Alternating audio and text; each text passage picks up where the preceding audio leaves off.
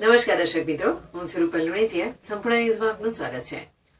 ડીસા તાલુકાના સમસ્ત ઝાલોર સોલંકી માળી પરિવાર દ્વારા આજે વડાવલથી શ્રી બ્રહ્માણી માતાજી ઝાલોર પગપાળા યાત્રા સંઘનું પ્રસ્થાન થયું છે, જેમાં હજારોની સંખ્યામાં સોલંકી માળી પરિવાર ડીજેના તાલે ઝૂમી ઉઠ્યા હતા અને વાસ્તિકાતે માતાજીની પદયાત્રામાં જોડાયા હતા. ડીસા તાલુકાના વડાવળ ગામે શિવશક્તિ કોલ્ડ સ્ટોરેજથી ઝાલોર ગામે શ્રી બ્રહ્માણી માતાજીના મંદિર સુધી પગપાળા સંઘથી પ્રસ્થાન કર્યું છે, જેમાં હજારોની સંખ્યામાં સોલંકી માળી પરિવાર ડીજેના તાલે ઝૂમી ઉઠ્યા હતા અને વાસ્તિકાતે માતાજીની પદયાત્રામાં જોડાયા હતા.